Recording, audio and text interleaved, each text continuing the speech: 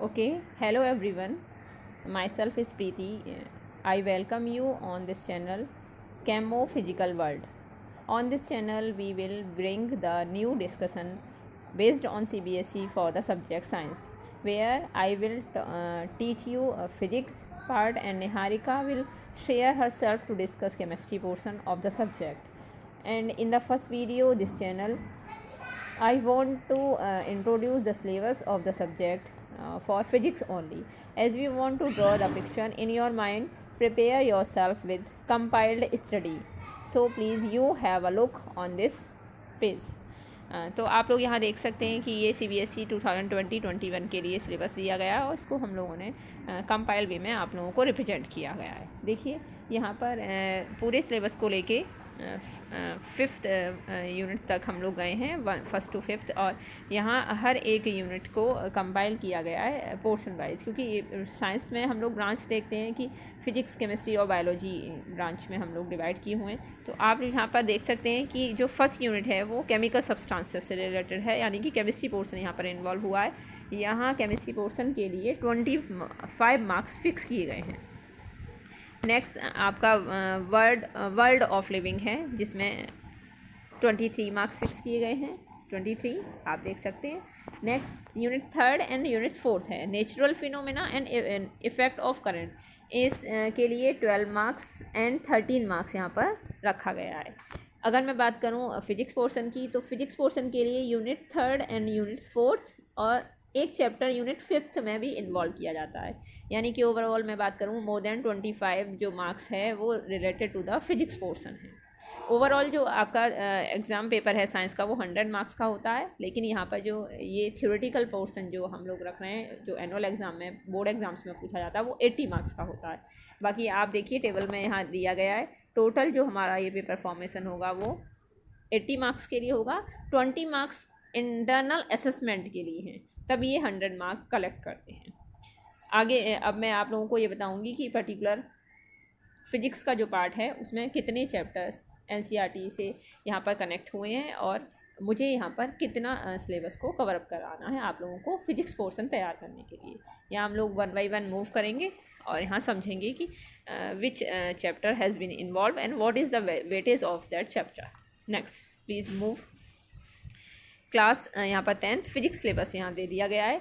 Physics syllabus में chapter 10 है light reflection and refraction, chapter 11 human I and colourful world. आप देख सकते हैं यहाँ इलेक्ट्रिसिटी चैप्टर रखा गया है। नेक्स्ट आपका magnetic effect of electric current है, सोर्सेज ऑफ एनर्जी भी दिया गया है। ये 5 चैप्टर हम लोग अपने साइंस के जो सिलेबस है उसमें फिजिक्स पोर्शन में कवर अप करेंगे। अब मैं आप लोगों को ये चैप्टर के अंदर जितना भी टॉपिक्स यहाँ पर दिया गया है, मैं उसको आप लोगों को बिल्कुल शॉर्ट मैनर में आप लोगों को एक्सप्लेन करती हूँ। देखिए पहला जो चैप्टर है वो नेचुरल फिनोमेनॉन को रिप्रेजेंट करते हुए है, और इसमें हम लोग देख रहे हैं लाइट के फिनोमेना रिप्रेजेंट किए गए हैं। जैसे कि बात करें हम लोग reflection of light at the curve surface, image formed by the spherical mirror, center of curvature, principal axis, principal focus, focal length, mirror formula, these are the terms related to the image formation by the curved surface। इनको हम लोग यहाँ पर detail में study करेंगे। और यहाँ पर जो मिरर फार्मूला की बात की गई है फॉर द कर्व सरफेस, यहाँ हम लोग उसको देखेंगे और उस पर बेस्ड न्यूमेरिकल प्रॉब्लम भी सॉल्व करेंगे। नेक्स्ट मैग्नीफिकेशन का भी यहाँ पर थोड़ा स्टडी किया जाएगा कि जो कर्व सरफेस हैं उनसे जो इमेज फॉर्म हुई है उनका मैग्नीफिकेशन कैसे कैसे कैलकुलेट किया जाएगा। इसी में दूसरा फिनोमेनॉन निकल के आता है रिफ्रैक्शन में हम लोग यहाँ पढ़ेंगे लॉज ऑफ रिफ्रैक्शन क्या है, और ये मीडियम जो हमारे पास रिफ्रैक्शन मिल रहा है उस मीडियम की property as a refractive index हम लोग डिफाइन करते हैं, तो उस पर हम लोग न्यूमेरिकल्स भी यहाँ सॉल्व करेंगे। Based refraction of light by the spherical lens हम लोग स्टडी करेंगे। फिर से स्फेरिकल लेंस की वजह से जो भी हमें इमेज फॉर्मेशन मिल रही है, डिफरेंट केसेस मिल रहे हैं, वहाँ हम लोग यहाँ डिस्कस करेंगे आगे। लेंस मेकर फॉर्मूला भी यहाँ पर इन्वॉल्व होगा, उस पर बेस्ड न्यूमेरिकल भी होंगे। ये जो चैप्टर है वो पर्टिकुलर रे डायग्राम और न्यूमेरिकल पोर्शन पर ज़्यादा फोकस हमें करना पड़ेगा इस चैप्टर के लिए। और यहाँ अगर हम लोग स्फेरिकल लेंस की बात करें तो उनका मैग्नीफिकेशन भी डिफाइन करना होगा, इमेज जो फॉर्म हुई हैं उनके लिए, और लेंस का पावर भी यहाँ पर हम लोग स्टडी करेंगे। तो यहाँ पर ये हम लोग देख रहे हैं कि ये चैप्टर 10 कंप्लीट हो जाता है। यहाँ तक आप लोग देख सकते हैं, यहाँ चैप्टर 10 कंप्लीट हो गया है। नेक्स्ट जो हमारे पास यहाँ पर पोर्शन दिया है थ्योरेटिकल, यहाँ से चैप्टर 11 स्टार्ट होता है।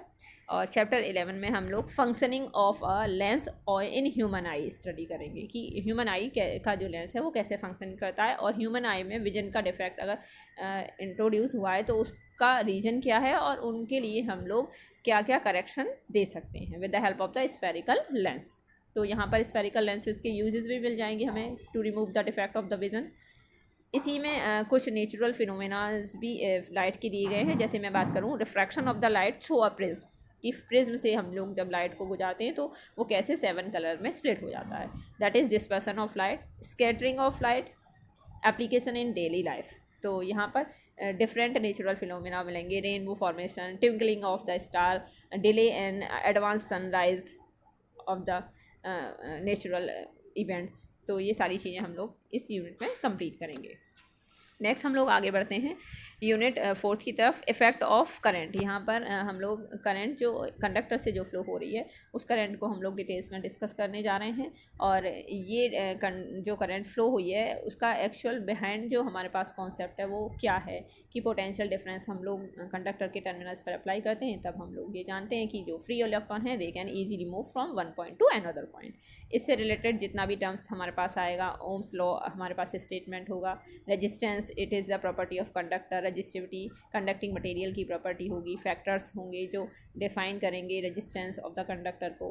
और यहाँ पर हम लोग सिंपल सर्किट के साथ साथ थोड़े कॉम्प्लिकेटेड सर्किट को भी इन्वॉल्व करेंगे। जैसे कि हम लोग बात करें different combination of the register, it में बी सीरीज और पैरेलल।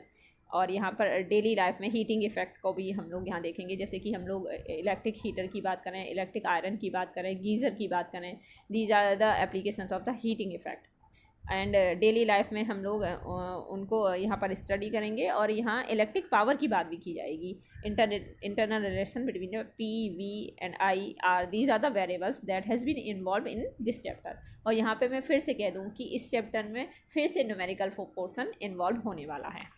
नेक्स्ट हमारे पास यूनिट आती है मैग्नेटिक इफेक्ट ऑफ करंट।